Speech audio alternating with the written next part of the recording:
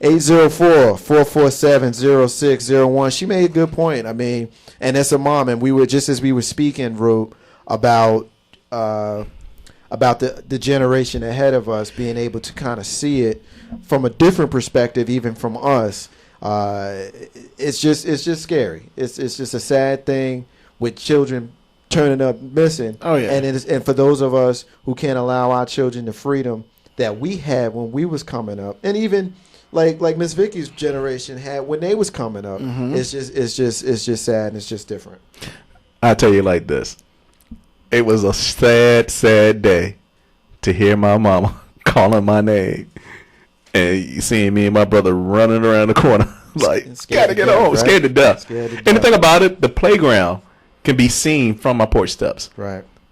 The only thing they separate us was this big 10, 12-foot fence. Right. If I didn't have such a fear of heights at the time, I'd have climbed that fence. It's crazy, man. Did you spend most of your days at the playground? Yeah. I mean, but our playground, like I said, you could see it. You know, I hear a joke coming from one thing I want to do. Before we move on to the next segment, we're gonna actually announce our surprise when we come out of our next break. But real quick, I want to do a what the hell segment. I want to move on from the Tune and Lube and do a what the hell segment. Just real quick. We'll just take a few minutes, and it's mostly a statistical one that I saw. I saw a story this weekend, Big Rube, where parents. I'm still on the old thing. I saw a story this weekend that said that the United States incarcerates more people per capita than anybody in the world, any other country in the world. 2.4 million Americans are incarcerated. Wow. 2.4 million. Now, the crime rate is down 40% over the last 20 years. But there are more people going to jail than there were 20 years ago. 5% of the world population, the United States, 25% are prisoners. 25. Now, we're going to come back to that because we got Larry calling us in Richmond. What's up, brother? Hey, what's up, Mark? How you doing? I'm doing good, man. Thanks for calling. What you want to get in on? I was listening to your show here, man. We talk about, back in the day how, because I'm a product of when I was growing up. Heck, I knew everybody on my block.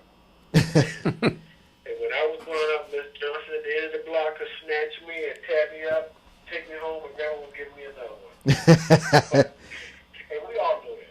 Right. And they say, but that block raised us. We had a group of kids in the block at a time going at them. And we knew everybody in our block. Like I knew everybody in the next. Hey, Larry, can you fix your phone? We're having some trouble hearing you. Oh, I'm sorry. Can you hear me now? Yeah, that's better. Go ahead. Okay. And I said, my block, all the kids on my block when I was growing up, we knew everybody's parents. Everybody's parents knew each other. And if Miss Johnson. Did we lose Larry? him? I think we lost Larry. You had to call us back, Larry. I think we lost Larry. Hey, Larry, if you're still listening, call us back. Just to kind of finish my point on the incarceration rate, and I want to get your opinion on that. 5% world population, but 25% are prisoners. Okay. $50,000 per inmate. Big Rube. $63 billion annually. Now a lot of that has to do with mandatory minimums. You got things like jokers going to jail for 5 years for one little crack rock, whereas you can have a whole lot more powder cocaine and you do, community service, which we know that's targeted. But we're gonna go back to Larry. But then I want to get y'all opinion on the incarceration rates here real quick before we end the show. Larry, you back with us? Yeah, I got you. I'm sorry, I hit the wrong button here. Okay. Hey, but I'll make this quick. Like I said, everybody, when we were growing up, on my block, all the kids knew the parents knew all the kids. I knew everybody in my next block. And the people that brought us in the block, they raised us. But, unfortunately, we are a product of that because we grew up, we all had kids, and we were like, well, you know what, I want to give my kids the best. So instead of teaching our kids, life skills, we figured, let's give them stuff. And So we figured, let me make my kid happy by buying him a PlayStation. Then when the PlayStation came out, we buy him an Xbox and sit him in front of the TV. And then we also are a product of that because we want to be successful. So we work all the time. We spend less time with our kids, more time at our jobs. And yet, thus, we tend to be more introverted with our families. And we don't concern ourselves with the kids next door or the kids down the street, or we spend more time looking out our windows at them versus opening our doors to them. Gotcha. That's good. And I just think that it has to start somewhere, and at some point in time, we as a people, we as a community, we as a city, we as a state or a nation have got to do something. Now, because we all hear the same thing, these kids, man, they ain't this and they ain't that. But they are a product of what we put out there. We have to take some of the responsibility for that. Right. And that's an important point to make, particularly coming from a parent who has, a child of age. So you can kind of reflect upon how you were raised, and you can reflect upon how you raised your children. And then, of course, you have the children on the street that we see today.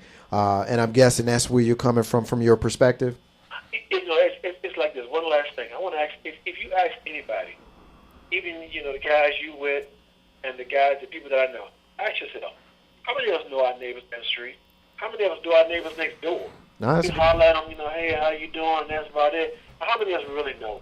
I'll tell you like this, Larry. It's fortunate for me that each house on my corner, I'm on a corner, and there are 3 other houses out there, and they have kids. So I do know who my child is playing with. I see them at the bus stop every morning. I even know the people in the cul-de-sac. So put me in that minority. I do know my neighbors. Yeah. Okay, then you are in the minority. You're in the minority. Me, I know my neighbors across the street. I know my neighbors next door. But I live in a cul-de-sac. I don't know nobody else down there. And I told my wife, I said, you know what? We are making it a point that this summer, we're going to have a neighborhood block party like we used to do back in the day. We've already planned it. We've got to start learning who our people are, who our kids are, who our kids are around. Enjoy your show, man. Appreciate it, Larry. Have a good night. Thanks, man.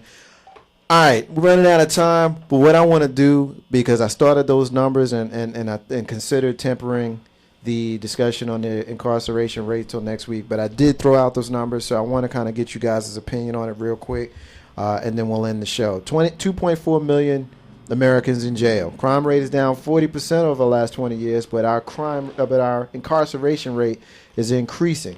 5% of the world's population, but 25% of the world's prisoners here in the United States.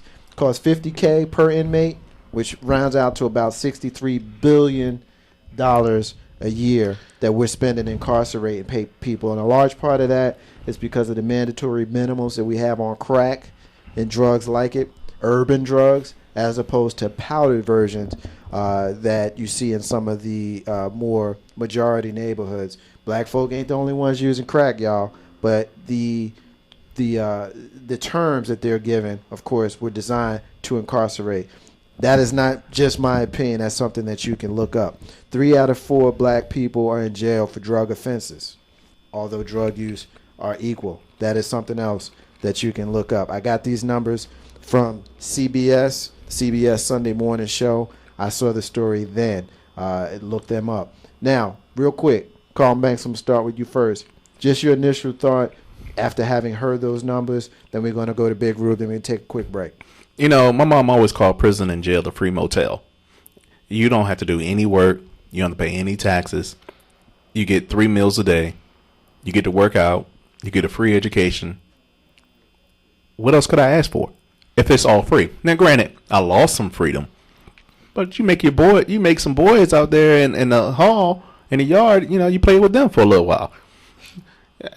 Crime, to deter crime, you're going to really have to do something that is harsher than taking away my freedom and locking me in a cell. You're going to have to do something a lot harder because people are still committing crimes. There's no deterrent to doing anything like that. What's up, Big Rube? I'm just mad. I'm real mad, and I wish I hadn't heard those numbers because it just makes me more upset. And as has already noted on this show, I do believe in capital punishment. And, just listening to that really just makes me want it even more. Because I'm just like, 50,000 knowledge per person? Yep. Are you kidding me? Yeah. A lot of people don't make that a year. And we Exactly. and we know that you can go to a good college for about 20. Yeah, I mean, I'm just like, let me see. You get 3 meals a day. You get time in the yard. And, if you're extra good, you actually get to learn some stuff, get a college education. You get out of jail after 20 years smarter than me. Nah, man, that's not supposed to how to work. But you come out of jail with that scarlet letter wrapped around your neck, and that scarlet letter being a felony, and you can't do anything, and that leads you to figure out a way to try to make your living, which usually leads you to do things that are illegal, which is the reason why the recidivism rate is 50% within the first 3 years. Man. So that also increases the prison population because you got the same cats coming right back, oftentimes for the same stuff. Yeah, and then think about it. There's some people who have nothing before they go into jail. So if you don't have anything at home, you go to jail and you get stuff. Right. Why do I want to come back out? Well, one point that we didn't get to, and we're going to end it there. I'm gonna go to Hakeem, who's still listening to us, and we appreciate your contribution. And I'm just going to paraphrase some of his thoughts. But prison provides cheap labor.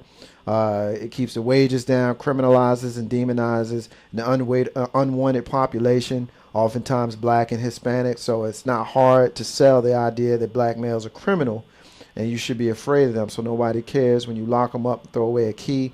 A lot of prisons are being privatized, so our tax dollars will subsidize the prison industry.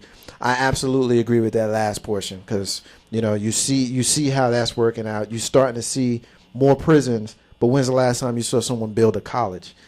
We're going to leave it there. Steppin, Marcus, Jay had a nice long segment. We're going to take a quick break. When we come back, we got a big surprise that we're going to announce, and we're going to go into the rants and closings. Hang in there with us. We're going to go about 5 minutes over the normal time, so we're going to finish up about 9:05.